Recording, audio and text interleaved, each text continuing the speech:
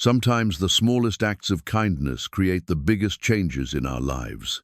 In the frontier town of Bitter Creek, seamstress Josie Lane barely scrapes by after her husband's death left her drowning in debt. When she sees a dusty cowboy counting empty pockets at the café, she doesn't hesitate to buy him breakfast with her last coins. What she doesn't know is that this broke drifter is actually Calder Boone, one of the richest cattle barons in the territory, traveling in disguise to see how regular folks live under his empire's shadow. Her simple act of generosity touches something deep in his guarded heart. But when you build a relationship on a lie, even one born from good intentions, the truth has a way of surfacing at the worst possible moment. Can love born from deception ever find its way to something real? Before we jump back in, tell us where you're tuning in from. And if this story touches you, make sure you're subscribed, because tomorrow I've saved something extra special for you. The morning light filtered through the dusty windows of Josie Lane's cramped quarters above Murphy's general store, casting long shadows across the small room that served as both her home and workshop. She sat hunched over her sewing table, fingers working with practiced precision on a delicate hem, even as her back ached from the previous night's labor. The thin gold band that had once graced her ring finger was gone, now pawned 3 months ago to pay the rent when Mrs. Murphy had threatened eviction. Thomas had been dead, 2 years come October, taken by a fever that swept through Bitter Creek like wildfire, leaving behind more graves than the small cemetery could properly accommodate. He'd been a good man, her Thomas, with gentle hands and dreams of opening his own carpentry shop. But dreams don't pay debts, and neither do the promises of grieving widows. The reality of her situation pressed down on her shoulders like a heavy cloak. Her father's gambling debts, inherited along with his empty promises, demanded $40 a month more than most working men in Bitter Creek earned. The seamstress work barely covered her basic needs, and she'd learned to make coffee last 2 days and stretch a single meal into 3. Outside her window, the town was beginning to stir. Bitter Creek sat at the crossroads of 2 cattle trails, making it a natural stopping point for ranchers driving their herds to market. The railroad had promised to come through 5 years ago, but promises were about as reliable as summer rain in these parts. Still, the town persisted, a stubborn collection of weathered buildings and determined souls scratching out a living from the unforgiving prairie. Josie set down her needle and stretched her cramped fingers. The morning ritual of coffee would have to wait until she finished the mayor's wife's dresser elaborate affair of blue silk that cost more than Josie would see in 6 months. Mrs. Henderson had been particular about the details, insisting on French lace trim and pearl buttons, as if such finery could somehow elevate her standing in a town where status was measured more by survival than sophistication. A knock at her door interrupted her thoughts. "Come in," she called, not looking up from her work. "Morning, Josie." Murphy's voice carried his usual gruff kindness. Sean Murphy was a bear of a man with wild grey hair and a heart bigger than his imposing frame suggested.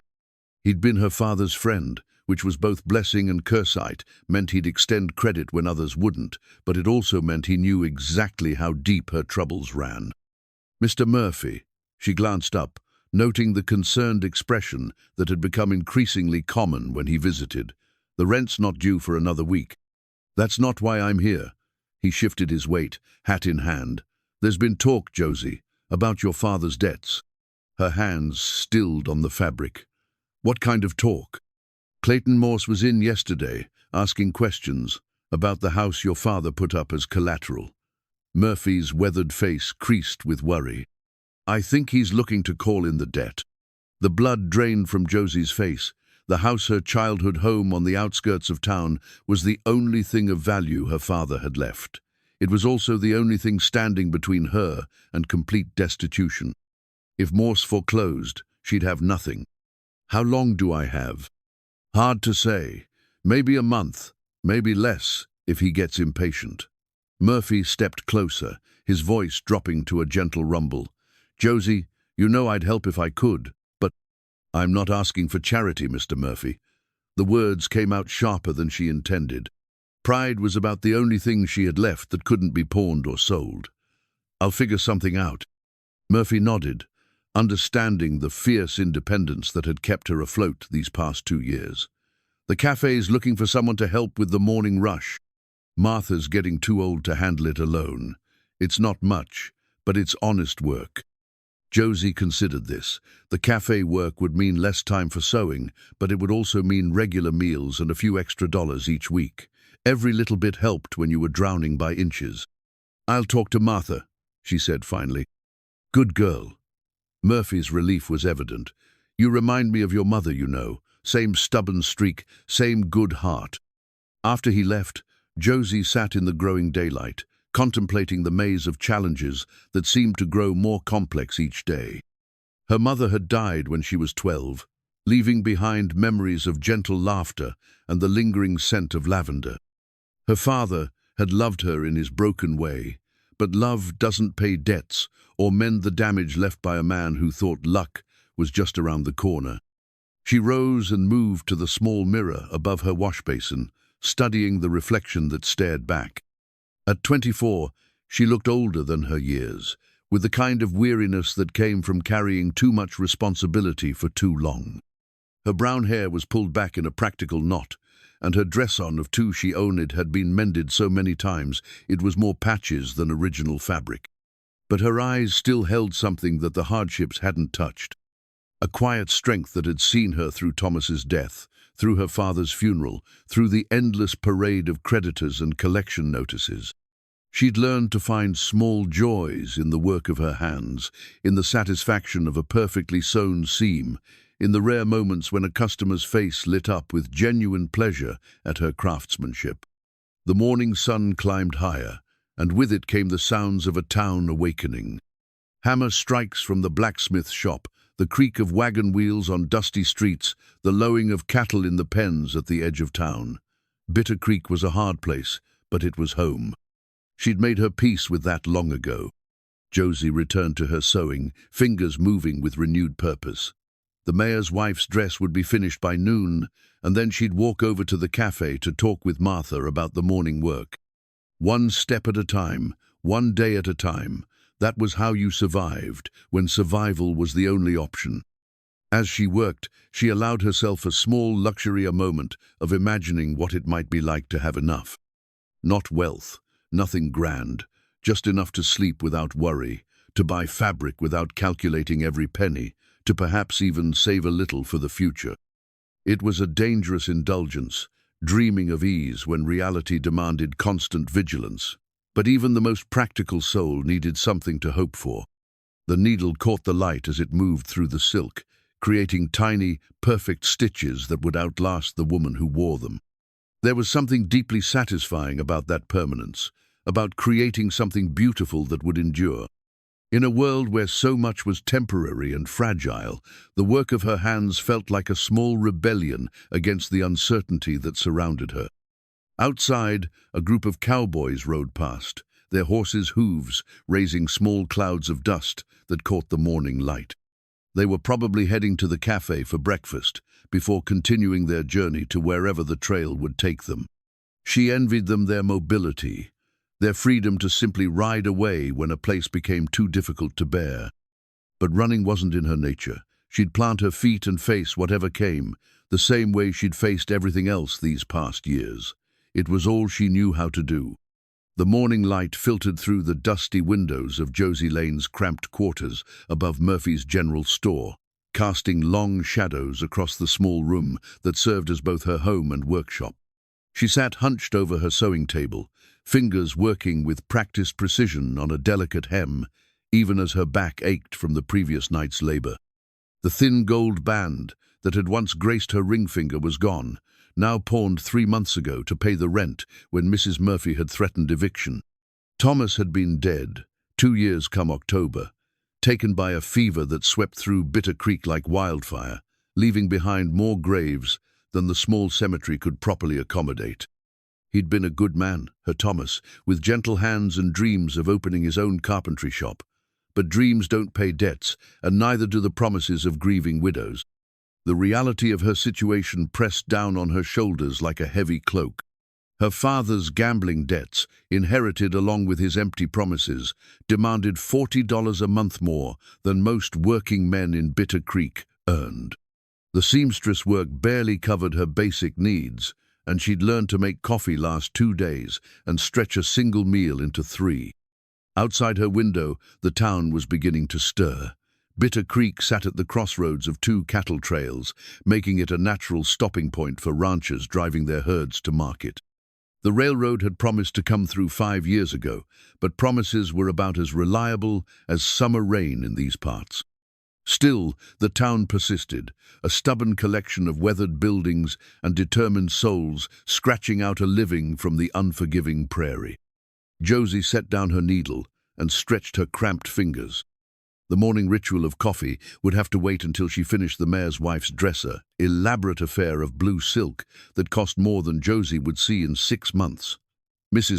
Henderson had been particular about the details, insisting on French lace trim and pearl buttons, as if such finery could somehow elevate her standing in a town where status was measured more by survival than sophistication.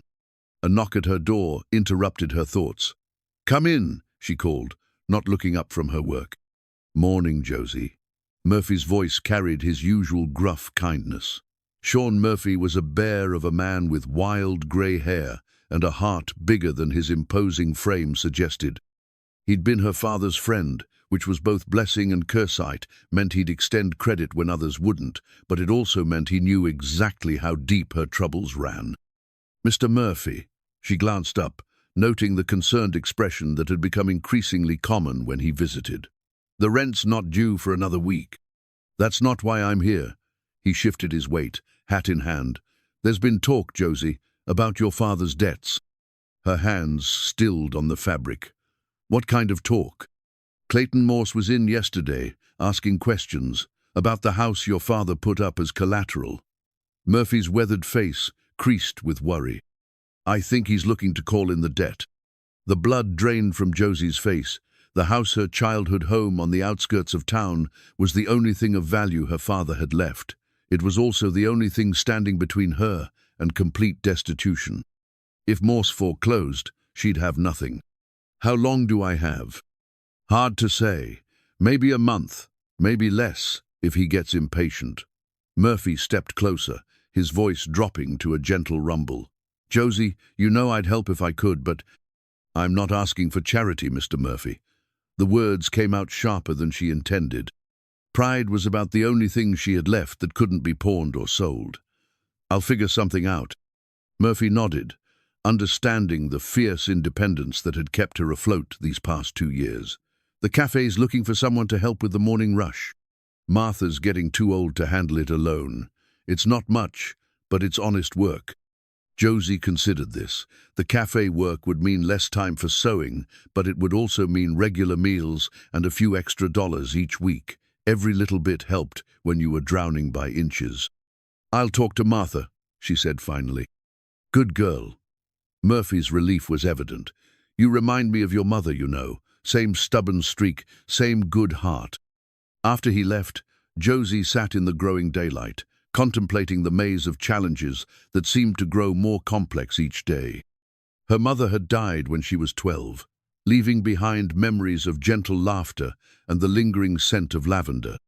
Her father had loved her in his broken way, but love doesn't pay debts or mend the damage left by a man who thought luck was just around the corner. She rose and moved to the small mirror above her washbasin, studying the reflection that stared back. At 24, she looked older than her years, with the kind of weariness that came from carrying too much responsibility for too long. Her brown hair was pulled back in a practical knot, and her dress-on of 2 she owned had been mended so many times it was more patches than original fabric. But her eyes still held something that the hardships hadn't touched. A quiet strength that had seen her through Thomas's death, through her father's funeral, through the endless parade of creditors and collection notices. She'd learned to find small joys in the work of her hands, in the satisfaction of a perfectly sewn seam, in the rare moments when a customer's face lit up with genuine pleasure at her craftsmanship. The morning sun climbed higher, and with it came the sounds of a town awakening. Hammer strikes from the blacksmith's shop, the creak of wagon wheels on dusty streets, the lowing of cattle in the pens at the edge of town. Bitter Creek was a hard place, but it was home. She'd made her peace with that long ago. Josie returned to her sewing, fingers moving with renewed purpose. The mayor's wife's dress would be finished by noon, and then she'd walk over to the cafe to talk with Martha about the morning work. One step at a time, one day at a time. That was how you survived, when survival was the only option. As she worked, she allowed herself a small luxurious moment of imagining what it might be like to have enough. Not wealth, nothing grand, just enough to sleep without worry, to buy fabric without calculating every penny, to perhaps even save a little for the future. It was a dangerous indulgence, dreaming of ease when reality demanded constant vigilance. But even the most practical soul needed something to hope for. The needle caught the light as it moved through the silk, creating tiny, perfect stitches that would outlast the woman who wore them. There was something deeply satisfying about that permanence, about creating something beautiful that would endure. In a world where so much was temporary and fragile, the work of her hands felt like a small rebellion against the uncertainty that surrounded her. Outside, a group of cowboys rode past, their horses' hooves raising small clouds of dust that caught the morning light. They were probably heading to the cafe for breakfast, before continuing their journey to wherever the trail would take them. She envied them their mobility, their freedom to simply ride away when a place became too difficult to bear. But running wasn't in her nature. She'd plant her feet and face whatever came, the same way she'd faced everything else these past years. It was all she knew how to do. The clock on the mantel chimed 8 times, its sound echoing through the small room. Time to get dressed and face another day in Bitter Creek. She folded the finished sections of Mrs. Knott. Henderson's dress carefully, then moved to her small wardrobe to select her other dresser, simple brown wool that had seen better days but was clean and mended. As she prepared for the day ahead, Josie allowed herself one last glance in the mirror. The woman looking back had learned to find strength in small things, the perfect tension of a thread, the satisfaction of a job well done, the quiet dignity that came from honest work. She straightened her shoulders and lifted her chin. Whatever challenges this day would bring, she'd meet them with the same quiet determination that had carried her this far. The morning air was crisp as she stepped outside, carrying her sewing basket and the partially completed dress. Bitter Creek was fully awake now, and she could smell the coffee and bacon from Martha's cafe drifting on the breeze.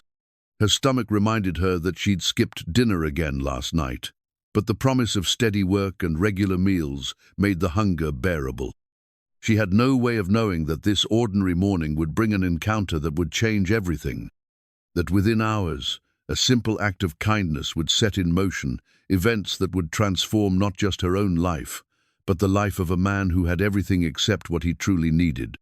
The future stretched ahead, uncertain as always, but Josie Lane walked toward it with steady steps and an open heart. In a world where hardship was the norm and kindness was a luxury, she'd somehow managed to keep both her strength and her compassion intact. And sometimes, that's exactly what the world needs most. The storm had blown in from the west sometime before dawn, the kind of spring tempest that turned the streets of Bitter Creek into rivers of mud and sent anyone with sense scurrying for cover. By the time Josie made her way to Martha's cafe, the worst of it had passed, leaving behind a grey sky that promised more rain and streets that squelched under her worn boots. Martha's place sat on the corner of Main Street and Railroad Avenue, a sturdy building with windows that glowed warmly against the dreary morning. The smell of coffee and frying bacon drew people like moths to flame, and even in the aftermath of the storm, a steady stream of cowboys, merchants, and townspeople made their way through the front door. Josie! Martha Kellerman looked up from the coffee pot she was wielding like a weapon against the morning rush. She was a woman of indeterminate age, with iron-grey hair, and hands that bore the calluses of decades spent feeding the hungry. Praise the Lord you're here. We're busier than a one-legged cat in a sandbox. Josie tied an apron around her waist and immediately fell into the rhythm of the morning service. She'd worked in the cafe briefly after Thomas died, before the sewing work became steady enough to sustain her. Her hands remembered the motions: pour coffee, clear plates, take orders, smile even when your feet ached and your stomach was empty. The cafe was packed, with men shaking off the rain and seeking warmth in hot coffee and conversation. Cattle drivers who'd been caught in the storm, local ranchers discussing the weather's impact on their herds, and the usual collection of town regulars who treated Martha's like their personal morning parlor. It was just past 9 when he walked in. The stranger was tall and lean, with the kind of weathered face that spoke of years spent under the open sky. His clothes were well made but mud-splattered, and his boots bore the scars of hard use. Dark hair showed beneath his hat, and when he removed it, Josie caught sight of eyes, the color of storm clouds. There was something about him that made her pause in her work, quiet intensity that seemed to take in everything while revealing nothing.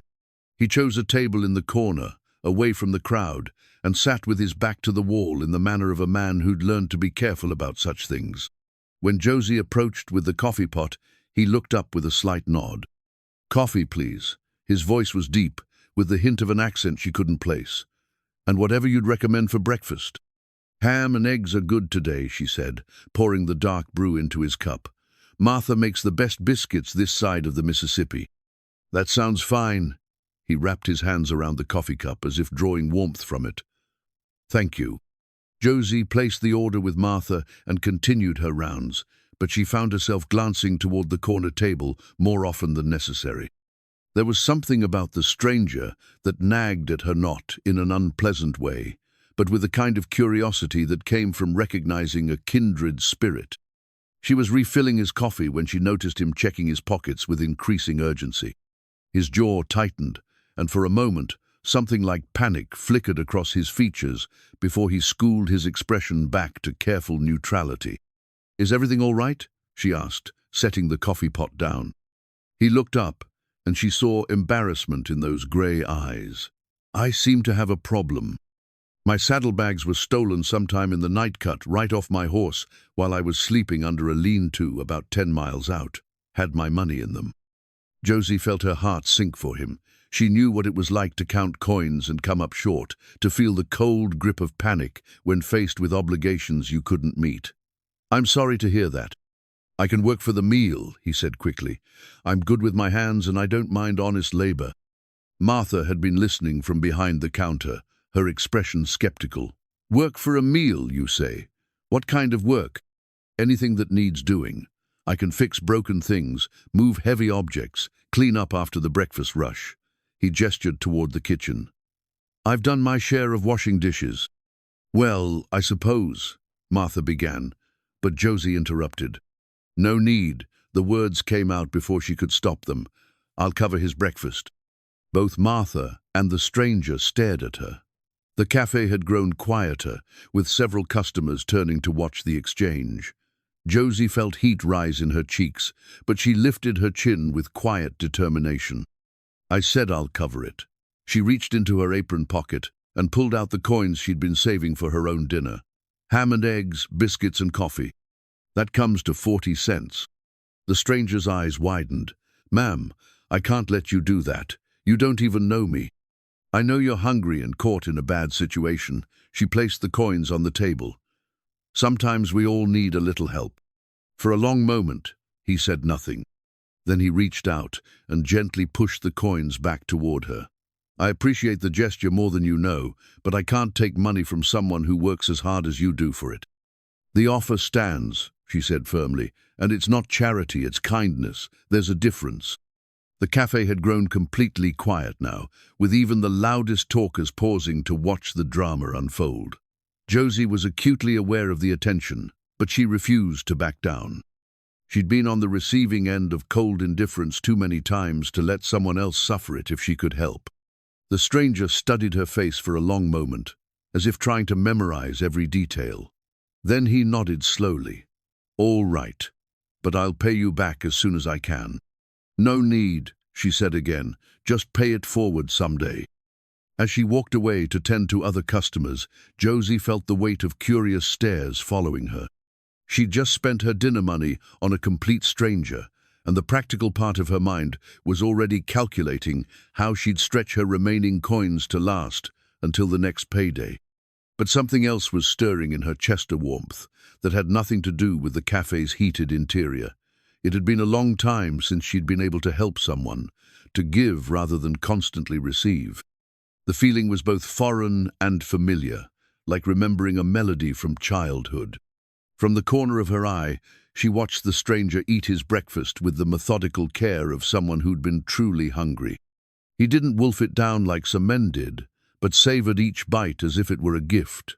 When he finished, he sat back in his chair and looked around the cafe with new eyes, as if seeing it for the first time. When he finally stood to leave, he approached the counter where Josie was settling accounts with Martha. "Ma'am," he said quietly, "I didn't catch your name." "Josie Lane." "I'm Cal," he said, and something in his voice made her look up. "Calder Boone, and I want you to know what you did today. It meant more than you might think." "It was just breakfast," she said, but her pulse quickened at the intensity in his gaze. "No," he said firmly, "it was much more than that." He turned to go, then paused at the door. "Mrs. Lane, would it be all right if I came back tomorrow? To thank you properly, I mean." Josie felt something flutter in her chest, a sensation she hadn't experienced since Thomas was alive. "The cafe opens at 6, she said softly. "I'll be here."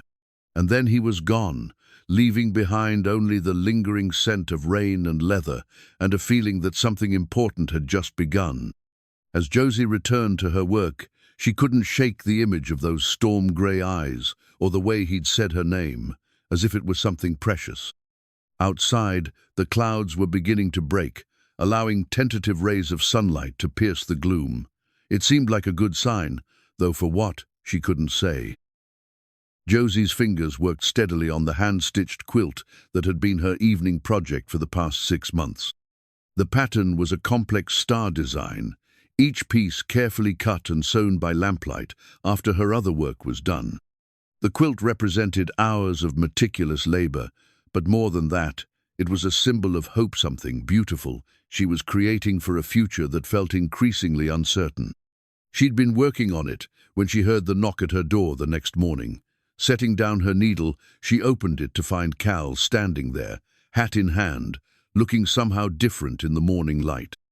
More solid, perhaps, or maybe it was just that she'd spent half the night thinking about their encounter. "Mr. Boone," she said, surprised by how formal her own voice sounded. "I told you I'd come back to thank you properly." He held out a small bundle wrapped in brown paper. "I managed to find some work yesterday. Afternoon helped repair a roof that got damaged in the storm. This isn't much, but I wanted you to have it." Josie unwrapped the package to find a length of deep blue fabric, fine cotton, with a subtle pattern of small flowers. It was beautiful, and she could tell by the quality that it hadn't been cheap. "Mr. Boone, I can't accept this. It's too much." "Please," he said, and there was something almost vulnerable in his voice. "It would mean a lot to me if you'd take it. I noticed you're a seamstress, and I thought you might be able to use it." She ran her fingers over the smooth fabric, feeling the quality of the weave. It was better than anything she'd worked with in months, the kind of material that would make a dress that lasted for years. "It's beautiful, but—" "No buts," he said gently. "You gave me something when I needed it most. Let me return the favor." There was something in his eyes that made her nod, accepting the gift with a grace that surprised them both. "Thank you. It's lovely." "Would you like to have breakfast again?" he asked, and the question seemed to surprise him as much as it did her. "I mean, if you're not too busy with your work." Josie glanced back at her sewing table, where Mrs. Henderson's dress waited alongside 3 other orders that had come in since yesterday. The practical part of her mind said she couldn't afford to take time away from paying work, but something stronger than practicality made her reach for her shawl. "I'd like that," she said. They walked to Martha's cafe together, and Josie was acutely aware of the curious glances from townspeople they passed. Bitter Creek was small enough that everyone knew everyone else's business, and a widow walking with a strange man was sure to generate talk. But Cal seemed oblivious to the attention, or perhaps he simply didn't care. "Tell me about your sewing," he said as they settled at the same corner table he'd occupied the day before. "How long have you been doing it?" "Since I was a girl. My mother taught me before she died." Josie accepted the coffee Martha poured without comment, though she noticed the older woman's raised eyebrows. "I've been supporting myself with it since my husband passed." "I'm sorry for your loss." Cal's voice was genuinely sympathetic. "That must have been difficult." "It was, but you learned to keep going." She studied his face over her coffee cup. "What about you? Are you just passing through, or do you plan to stay in Bitter Creek?" Something flickered in his eyes, gone so quickly she might have imagined it. "I'm not sure yet. I'm looking into some business opportunities in the area, cattle ranching mostly." "There's good grazing land around here," Josie said, "if you can afford to buy it. Most of the good spots are already claimed by the big ranchers." "The big ranchers," Cal repeated, his tone carefully neutral. "Do you know much about them?" "Only what everyone knows. The Boone Ranch is the largest. They say he owns half the territory, though nobody's ever seen him in person. Keeps to himself, from what I hear." She shrugged. "Rich men usually do." Cal was quiet for a moment, staring into his coffee. "What do people think of him? This Boone fellow?" "Mixed opinions, I suppose. Some say he's fair, pays his men well. Others think he's just another greedy cattle baron who doesn't care about the little people." Josie leaned forward slightly. "Why do you ask?" "Just curious about the competition," he said quickly. "If I'm going to try ranching in this area, I should know who I'm up against." They talked for another hour, the conversation flowing easily between them. Cal asked thoughtful questions about the town, about her work, about her life before widowhood. He was a good listener, the kind of man who seemed genuinely interested in what she had to say. It had been a long time since anyone had paid such attention to her thoughts and opinions. When they finally parted ways, Cal walked her back to her door. "Would it be all right if I came by again tomorrow?" he asked. "I enjoy talking with you." "I'd like that," Josie said, and meant it. "But I should warn you I'll be working. I have several orders to finish." "I don't mind. I'm good with my hands if you need any help." After he left, Josie returned to her sewing with a lightness in her step that had been absent for months. She worked on the quilt that evening, adding careful stitches to the star pattern while her mind wandered to grey eyes and gentle questions. The next morning brought Cal again, this time carrying a small bouquet of wildflowers he'd picked along the road. "For brightening up your workspace," he said almost shyly. Josie accepted them with a smile that lit up her entire face. "They're beautiful. Thank you." She arranged them in a mason jar on her sewing table, and their bright colors seemed to transform the small, cluttered space into something more cheerful. Cal settled into the chair across from her, content to watch her work while they talked. "That's intricate," he said, nodding toward the quilt. "How long does something like that take?" "Months," Josie said, not looking up from her stitching. "Maybe longer, depending on how much time I can spare for it. It's not paying work, just something for myself. It's beautiful. The pattern is very complex. It's called a morning star. My mother started one just like it when I was young, but she never finished it." Josie's voice grew soft with memory. "I always thought I'd complete it someday, but I never could find the time or the materials." "So you started your own?" "I started my own," she agreed. "Different fabric, different colors, but the same pattern. It seemed like the right thing to do." Cal watched her work in comfortable silence, noting the precision of her movements, the way she held her head when concentrating, the small, satisfied smile that crossed her face when she completed a particularly challenging section. There was something deeply peaceful about the scene, something that spoke to a part of him he'd forgotten existed. "You have a gift," he said finally, "not just for sewing, but for creating something beautiful out of scraps and pieces." Josie looked up, surprised by the seriousness in his voice. "It's just needlework." "No," he said firmly, "it's much more than that. You take individual pieces that mean nothing by themselves and turn them into something that will last generations. That's art." The compliment brought color to her cheeks, and she returned to her work with renewed energy. They fell into an easy routine over the following days. Cal would arrive in the morning, sometimes bringing small gifts, a piece of ribbon, a few more wildflowers, once a small jar of honey. And they would spend the morning hours talking while she worked. Josie began to look forward to these visits with an anticipation that both thrilled and worried her. She'd been alone for so long that she'd forgotten what it felt like to have someone genuinely interested in her thoughts and daily life. Cal seemed to find endless fascination in the details of her work, her observations about the town, her memories of better times. But there was something else about him that puzzled her. Despite his claims of being a drifter looking for work, he had an air of quiet authority, a way of speaking that suggested he was accustomed to being listened to. His clothes, while worn, were well made, and his hands, though calloused, bore none of the deep stains and permanent damage that came from truly hard labor. Still, she found herself drawn to him in ways that frightened her.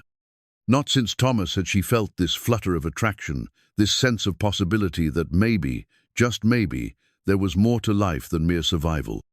The quilt grew under her fingers, star by star, and with each stitch she felt herself opening to the possibility that this quiet, thoughtful man might be exactly what she needed and what she was brave enough to hope for. 2 weeks had passed since that first stormy morning, and Cal's visits had become as regular as sunrise. Josie found herself planning her day around his arrival, choosing her better dress and taking extra care with her hair in ways that made her feel both foolish and hopeful. This morning, he'd arrived with news that he'd found temporary work at the Henderson Ranch, helping with fence repairs. "Should keep me busy for a few days," he said, settling into what had become his usual chair. "But I'll still come by in the mornings if that's all right." Of course. Josie tried to keep her voice casual, but she couldn't hide her relief. The thought of losing these morning conversations had begun to feel like losing something precious. She was working on a customer's dress when she noticed Cal absently checking his pocket watch, a gesture that had become familiar over the past weeks. But today, something caught her attention. The watch was beautiful, clearly expensive, with intricate engravings that gleamed in the morning light. "That's a lovely watch," she said, nodding toward it. Cal's hand closed around it quickly, and she saw a flash of something like panic cross his features. "It was my father's," he said after a moment. "One of the few things I have left of him. The engraving is beautiful. It must have cost a fortune." "He saved for years to buy it," Cal said, his voice careful. "It meant a lot to him to have something fine." Josie accepted the explanation, but something about his reaction troubled her. She'd grown up around working men, and she'd never seen one with a pocket watch like that.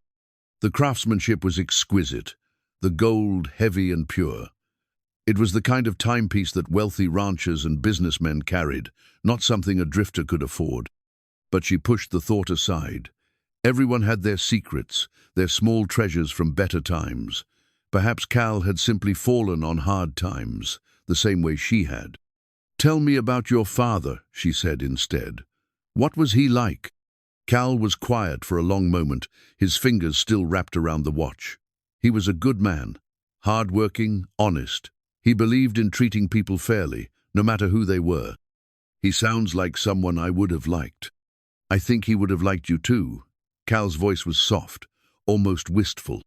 He had a saying, "The measure of a man isn't what he owns, but what he's willing to give away."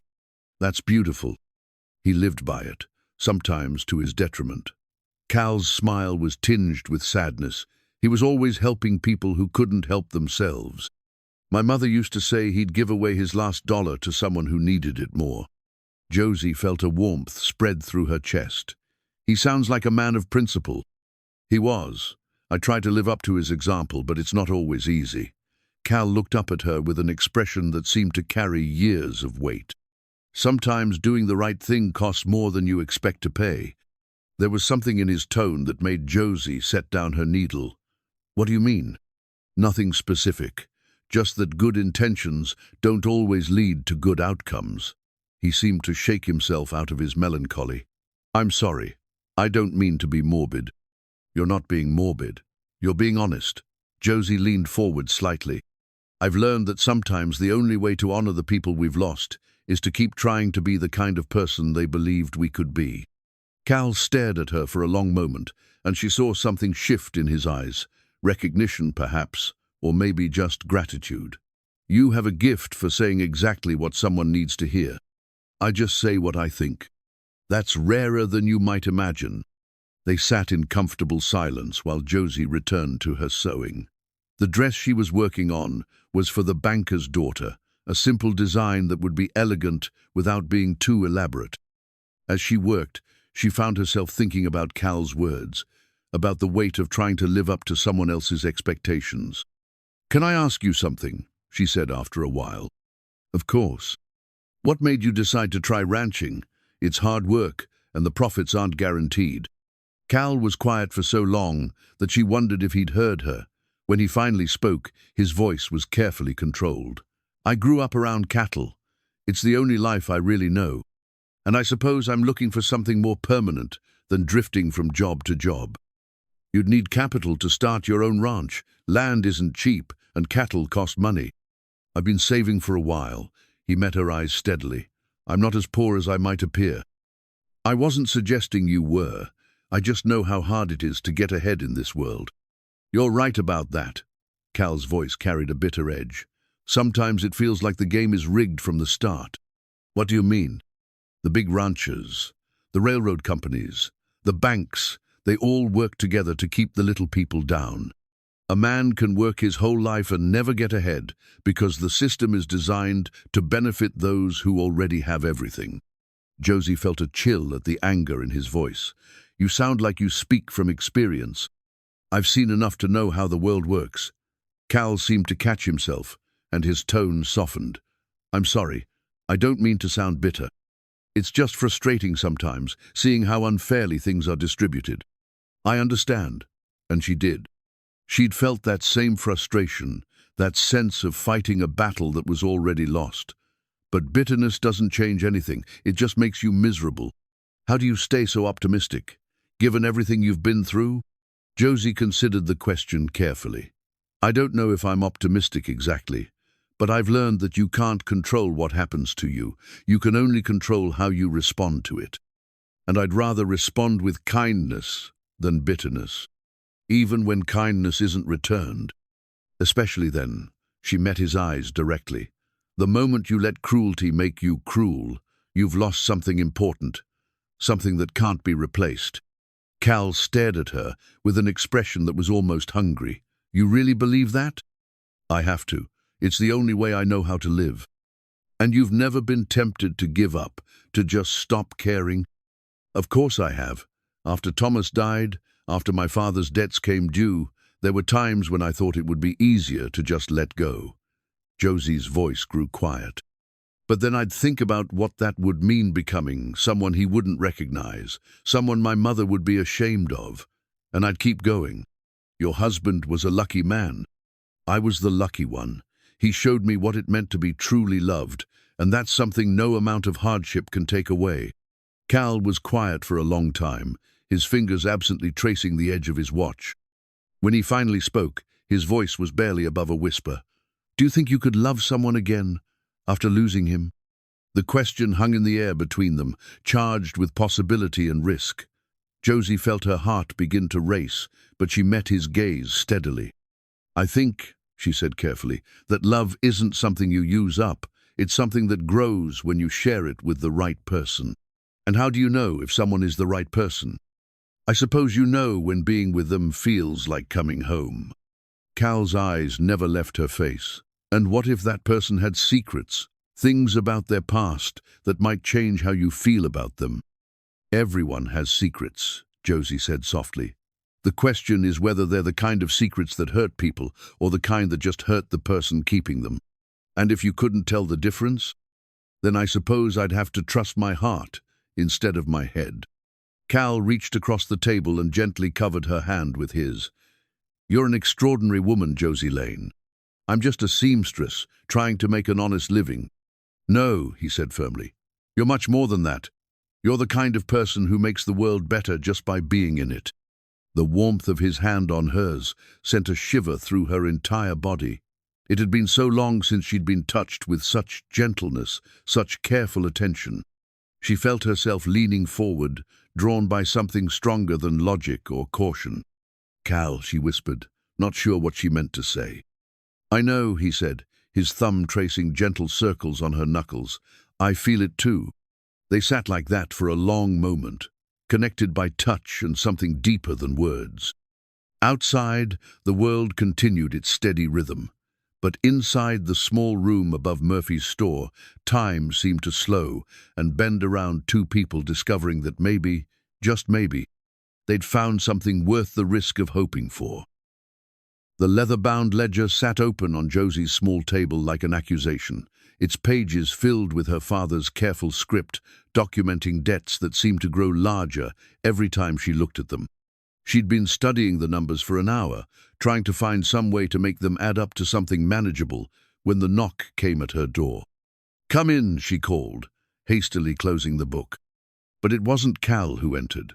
Instead, Clayton Morse filled her doorway, his bulk made more imposing by the expensive suit he wore and the cold smile that never reached his eyes. He was the kind of man who wore his wealth like armor, using it to intimidate those who had less. "Miss Lane," he said, removing his hat with mock courtesy, "I hope I'm not disturbing you." "Mr. Morse." Josie stood, instinctively moving to put the table between them. "What can I do for you?" "I think you know why I'm here." His eyes fell on the closed ledger, and his smile widened. "Your father's debts have been patient long enough. I'm calling them in." "I'm making payments," Josie said, fighting to keep her voice steady. "Every month, just like we agreed. $5 a month against a debt of $800. Morse shook his head. "At that rate, you'll be an old woman before it's paid off. I'm not in the business of charity." "What do you want?" "The house. Sign it over to me, and I'll consider the debt settled." Josie felt the floor seem to shift beneath her feet. The house, her childhood home, the only thing of value she had left, was worth far more than $800. But Morse knew she was trapped, knew she had no way to raise the money to pay him off. "The house is worth twice what my father owed you," she said.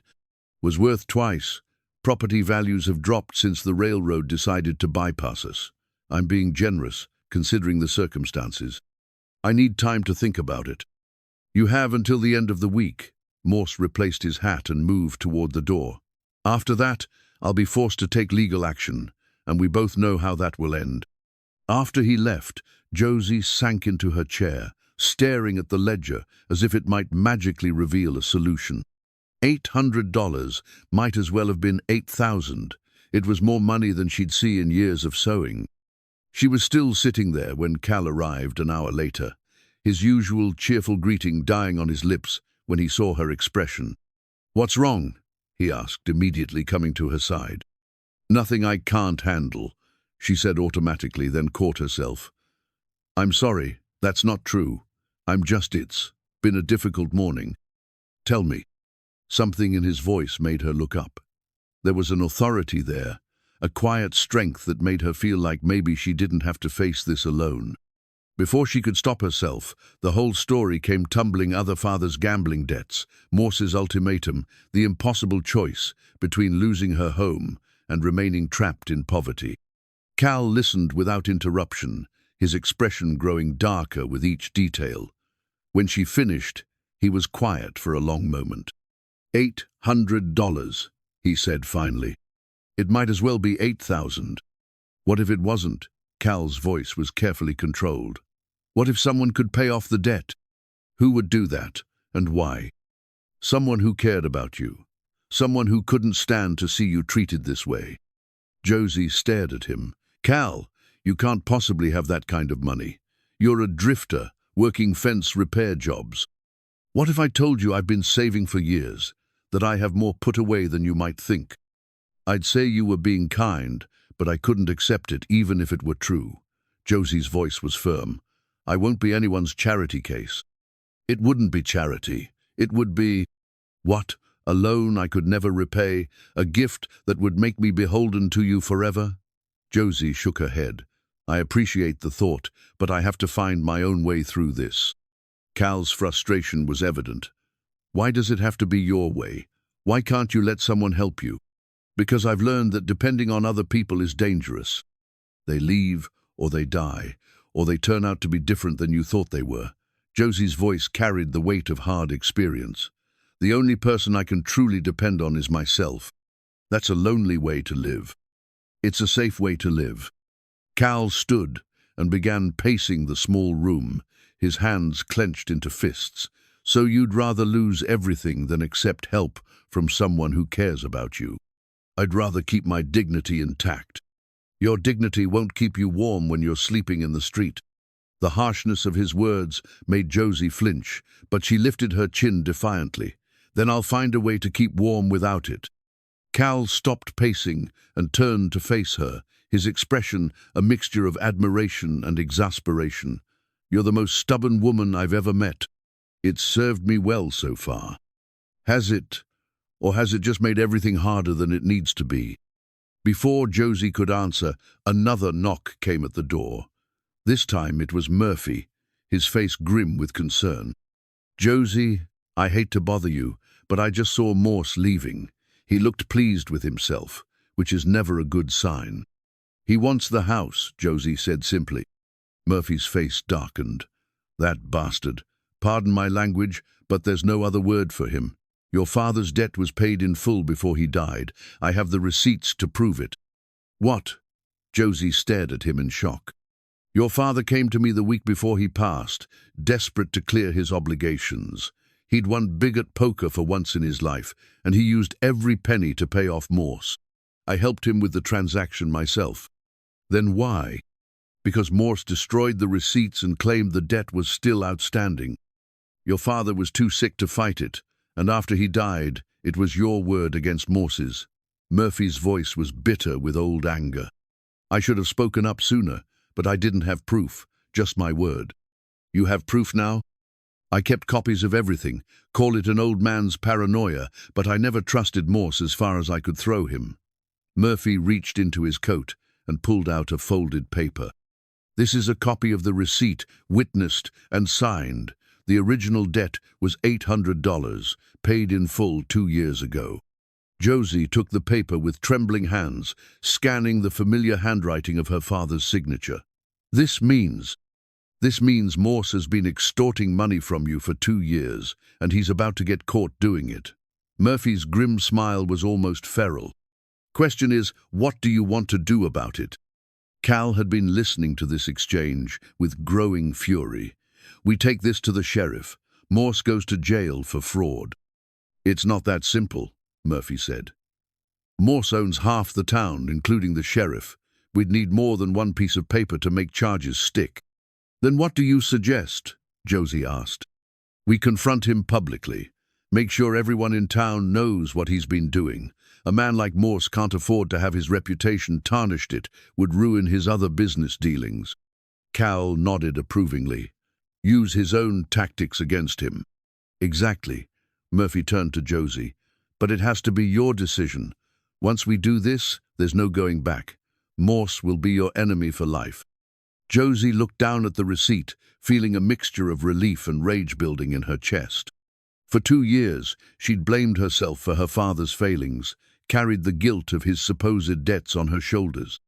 To learn that it had all been a lie, that she'd been struggling needlessly while Morse grew fat on her monthly payment sit, was almost too much to bear. When? She asked quietly.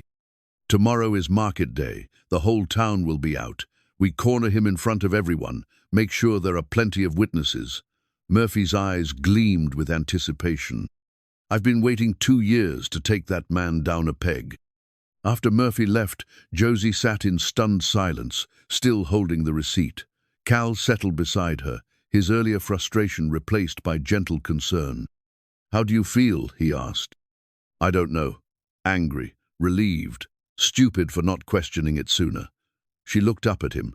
You must think I'm an idiot for not fighting this before now. I think you're a woman who was grieving and trying to do the right thing. Cal's voice was soft. There's no shame in trusting that others would do the same. Even when they don't? Especially then. The fact that you maintained your integrity while he lost his, that says everything about who you are. Josie felt tears prick at her eyes. I've been so scared, Cal. For 2 years I've lived with this weight on my shoulders, thinking I was one mistake away from losing everything. And now, I feel like maybe I can breathe again." She turned to face him fully. "Thank you for wanting to help, even though I was too proud to accept it." "You weren't proud, you were protecting yourself. There's a difference." "Is there?" "Pride is about what others think of you. What you were doing was about survival." Cal reached out and gently brushed a tear from her cheek. "And you did survive. You're stronger than you know."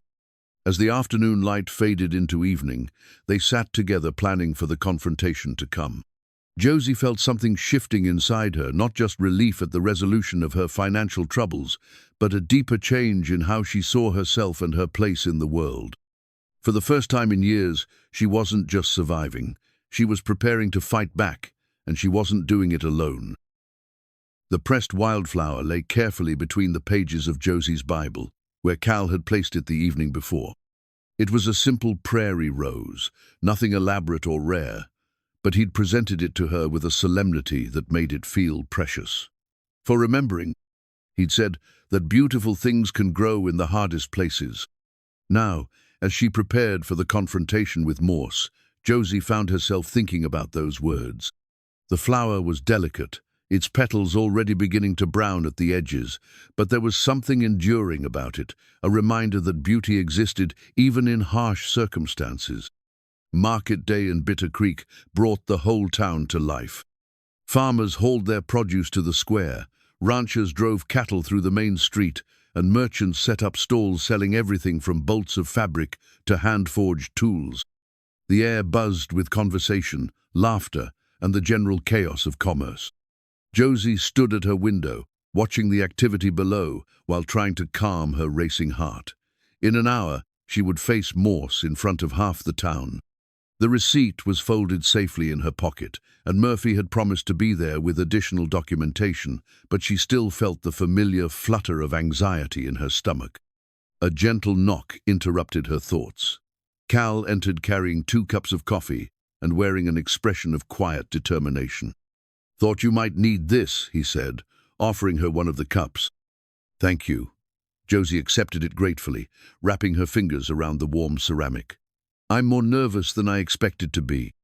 "That's natural. You're about to take on one of the most powerful men in town. What if no one believes us? What if Morse has some explanation that makes me look foolish?" Cal set down his coffee and took her hands in his. "Josie, look at me. You have the truth on your side. That's more powerful than anything Morse can throw at you. You sound very sure of that." "I am sure. I've seen what happens when truth collides with corruption. Truth always wins in the end, even if it takes time." Something in his voice made her study his face more carefully. "You speak like someone who's had experience with this kind of thing." For a moment, Cal's expression flickered, and she saw something that looked almost like guilt. But it passed so quickly she might have imagined it. "I've seen my share of powerful men who think they're above consequences," he said carefully. "They're never as untouchable as they believe." "I hope you're right." "I know I'm right." Cal's voice carried absolute conviction. "And I'll be right there beside you when you face him." They made their way downstairs together, joining the stream of people heading toward the town square. Murphy was waiting for them near the courthouse steps, a leather satchel in his hand and a grim smile on his weathered face. "Ready for this?" he asked Josie. "As ready as I'll ever be." "Good, because here comes our target." Clayton Morse was crossing the square with his usual swagger, stopping to greet the more prosperous merchants with the practiced charm of a man who viewed every interaction as a potential business opportunity. He was dressed in his finest suit, gold watch chain gleaming across his substantial belly, projecting the image of a successful businessman with nothing to hide. "Mr. Morse," Murphy called out, his voice carrying clearly across the square. "Could we have a word?" Morse turned, his smile faltering slightly when he saw the group approaching him. "Murphy. Miss Lane, I trust you've had time to consider my generous offer." "Oh, we've considered it," Murphy said pleasantly. "In fact, we've discovered some very interesting information about that debt you're so eager to collect." A small crowd was beginning to gather, drawn by the tension in Murphy's voice and the sight of the town's most vulnerable widow, standing toe-to-toe with its most powerful businessman. "I'm sure I don't know what you mean," Morse said, but Josie noticed a nervous twitch in his left eye. "I mean this." Murphy pulled a document from his satchel and held it up for everyone to see. A receipt, dated 2 years ago, showing that William Lane paid his debt to you in full before his death. The crowd murmured with interest. Morse's face had gone pale, but he managed to maintain his composure. "That's impossible. Lane died owing me money." "No," Josie said, stepping forward. Her voice was steady, carrying clearly across the square. "My father paid you every penny he owed. You destroyed the original receipt and continued to collect money from me under false pretenses." "That's a serious accusation," Morse said, his voice taking on a threatening tone. "I hope you have proof to back it up." "We do." Murphy unfolded the receipt and began reading aloud. $800, paid in full by William Lane, to Clayton Morse, witnessed by Sean Murphy and Mary Henderson, dated April 15th, 1875. Mrs. Henderson, the mayor's wife, pushed through the crowd to get a closer look. "That's my signature," she confirmed. "I remember the transaction. Your father was so relieved to finally clear that debt." The crowd's murmur grew louder, and Josie could see the shift in their expressions. What had started as curiosity was turning into something harder, more judgmental. These were people who worked hard for every dollar, who understood what it meant to struggle with debt. The idea that someone would exploit a widow's grief for profit struck them as particularly contemptible. "This is ridiculous," Morse blustered. "Even if such a document existed, it could easily be forged." "Are you calling me a forger?" Mrs. Henderson's voice was arctic. As the mayor's wife and one of the most respected women in town, her word carried significant weight. "I'm saying that documents can be fabricated, especially when there's money at stake." Cal stepped forward, and Josie was surprised by the cold authority in his voice. "Mr. Morse, are you suggesting that multiple witnesses would perjure themselves to help a poor seamstress avoid paying a legitimate debt?" Morse turned to Cal with obvious irritation. "I don't believe we've been introduced. This is a private matter between myself and Miss Lane." "Nothing about this is private anymore," Cal said evenly. "You made it public when you decided to extort money from a grieving widow." "Extort?" Morse's voice rose. "How dare you?" "How dare I what? Tell the truth?" Cal's voice carried the kind of quiet menace that made everyone in the square fall silent. "You took advantage of a woman's grief to line your own pockets. You destroyed evidence of payment and then demanded money you knew you weren't owed. If that's not extortion, what would you call it?" Josie stared at Cal in amazement. This was a side of him she'd never seen: commanding, authoritative, with the kind of presence that made people listen. For a moment, he seemed like someone entirely different from the gentle drifter she'd come to know. "I don't have to listen to accusations from some vagrant who doesn't even belong in this town," Morse snapped. "Maybe not," Cal said softly, "but you'll listen to them from everyone else who's been watching this conversation."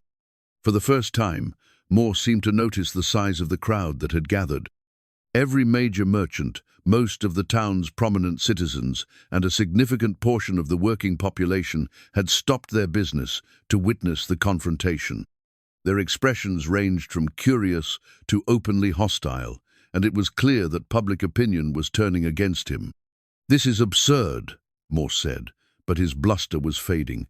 "Even if there was some misunderstanding about the original debt, Miss Lane has been making payments voluntarily. No one forced her to. No one forced her because she trusted you to be honest about what she owed." Josie interrupted, her voice growing stronger with each word. "I believed that a man of your standing wouldn't lie to a woman who'd just lost her father. I was wrong." The crowd's reaction was immediate and vocal. Someone called out, "Shame," and others began murmuring agreement. Morse looked around desperately, clearly realizing that his reputation and with it, his business was crumbling before his eyes. "I want every penny back," Josie continued. "Every dollar you've taken from me under false pretenses, and I want it today."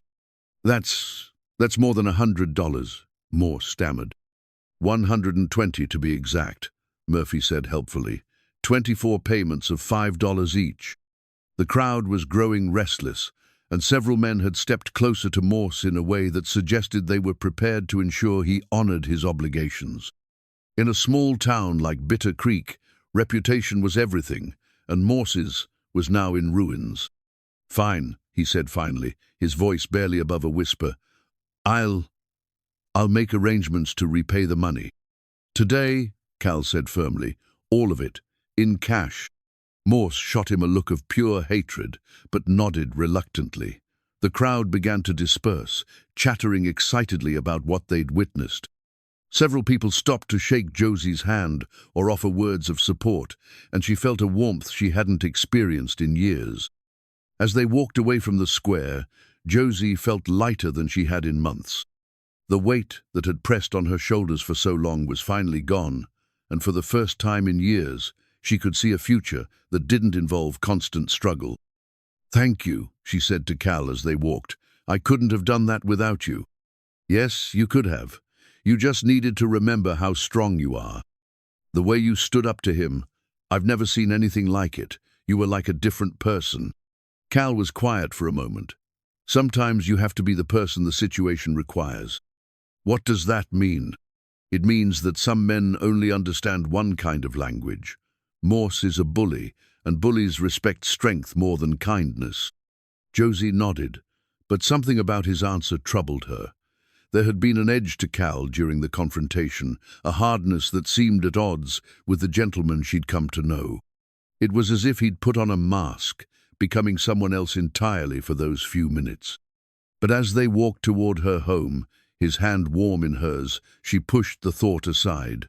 Whatever shadows might exist in Cal's past, he'd stood by her when she needed him most. That had to count for something. The pressed flower waited in her Bible, a reminder that beautiful things could indeed grow in the hardest places. And maybe, just maybe, love could too. The telegraph office in Bitter Creek was a modest building squeezed between the barber shop and the general store, but it represented the town's tenuous connection to the wider world. When the urgent message arrived on a Wednesday morning, young Billy Patterson, the telegraph operator, didn't think much of it at first. Business telegrams were common enough, and this one was addressed to someone named C. Boone, in care of the Henderson Ranch. But Billy was curious by nature, and when he saw Calder Boone, quiet drifter who'd been spending time with Josie Lane, walk into the office an hour later, his interest was piqued. "Message for you, Mr. Boone," Billy said, handing over the telegram. "Must be important. They paid extra for rush delivery." Cal took the telegram with steady hands, but Billy noticed the way his jaw tightened as he read it. Whatever the message contained, it wasn't good news. "Need to send a reply?" Billy asked.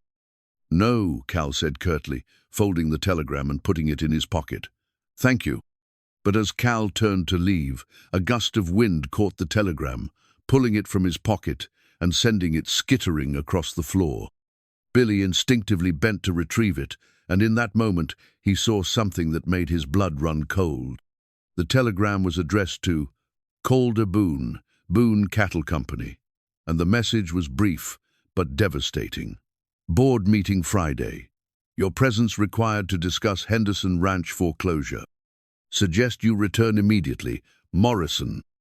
Billy's hands shook as he handed the telegram back to Cal. Calder Boone. The Calder Boone owner of the largest cattle empire in the territory, the man whose decisions affected the lives of thousands of people across 3 states. "You're him," Billy whispered, his voice barely audible. "You're Calder Boone." Cal's eyes went hard as granite. "Keep your voice down." "But why are you here? Why are you pretending to be?" "I said keep your voice down." Cal's voice carried a quiet menace that made Billy step backward. "And if you know what's good for you, you'll forget what you just saw." But Billy Patterson was young and excited by the magnitude of his discovery. The idea that the most powerful rancher in the territory had been living among them disguised as a drifter was too incredible to keep to himself. "Does Miss Lane know?" he asked. "Does she know who you really are?" Cal's expression shifted from threatening to something that looked almost like pain. "No, and she's not going to find out from you." "But, sir, the Henderson Ranch, that telegram mentioned foreclosure. That's where you've been working, where you told everyone you were just a hired hand. That's none of your concern, isn't it? You own half the territory, and you've been walking around pretending to be poor while Miss Lane bought you breakfast with her last coins." Billy's voice was rising despite Cal's warnings. "How is that not everyone's concern?"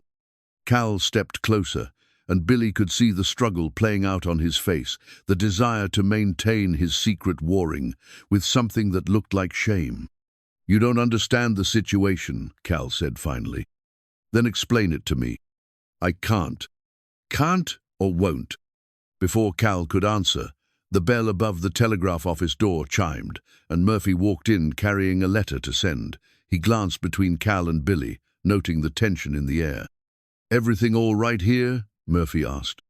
Billy looked at Cal, saw the warning in his eyes, and made a decision that would change everything. "Mr. Murphy," he said, his voice trembling with excitement, "do you know who this man really is?"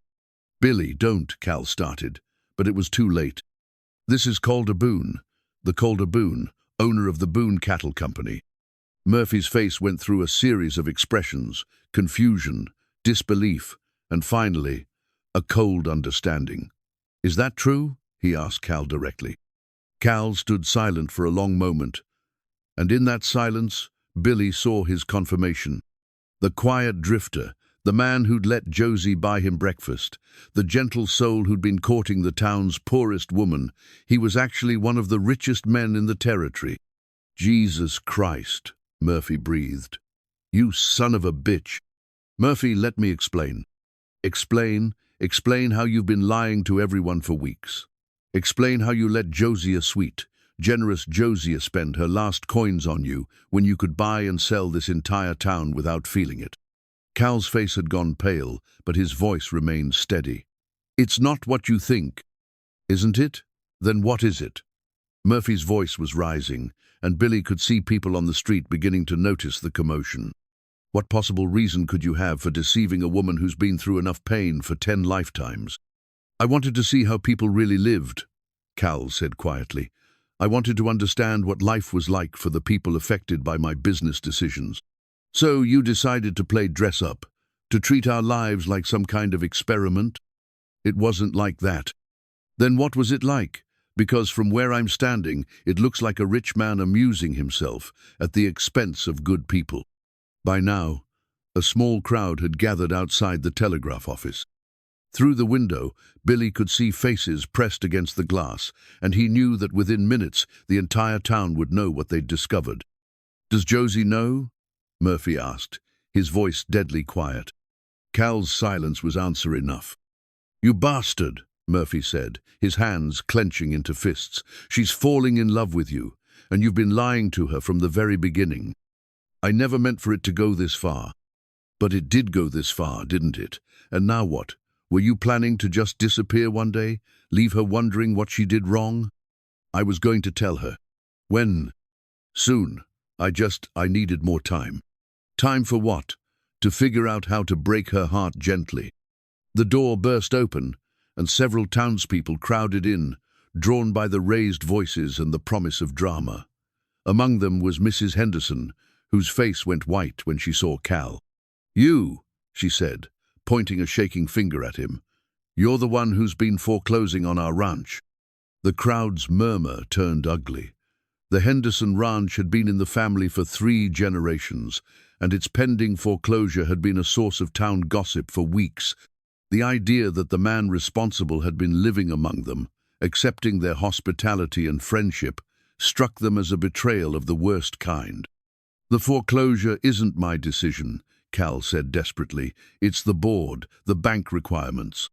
"But you could stop it," Mrs. Henderson interrupted. "You own the company. You could save our home with a word, but instead you've been playing games with us." More people were pushing into the small office now, and Billy could see the situation spiraling out of control. What had started as his excitement over discovering a secret was turning into something darker, more dangerous. "Where is she?" someone called out. "Where's Josie? Does she know what kind of man she's been keeping company with?" "Leave her out of this," Cal said, but his voice was lost in the growing clamor. "Why should we? She has a right to know that her boyfriend is the same man who's been squeezing this town dry with his cattle prices and land grabs." "She's probably part of it," another voice suggested. "Maybe she knew all along." "That's enough," Murphy roared, his voice cutting through the chaos. "Josie Lane is an innocent victim in this, and I'll personally thrash anyone who suggests otherwise." But the damage was already done. The crowd was growing larger and angrier, and Billy could see that the situation was about to turn violent. Through the window, he spotted Josie herself, hurrying toward the telegraph office, drawn by the commotion and clearly worried about what was happening. Cal saw her too, and the expression on his face was one of pure anguish.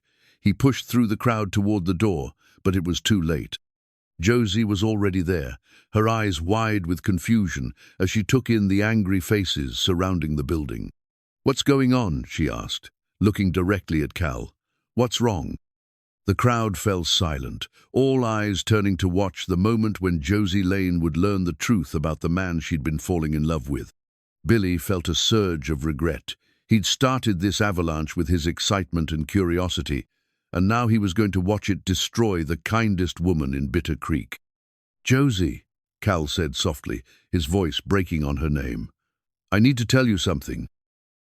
The silence stretched between them like a chasm, and Josie felt something cold settle in her stomach as she looked at Cal's stricken face.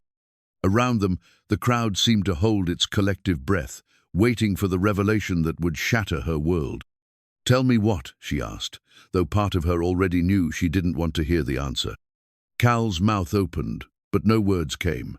Mrs. Henderson stepped forward, her face flushed with righteous anger.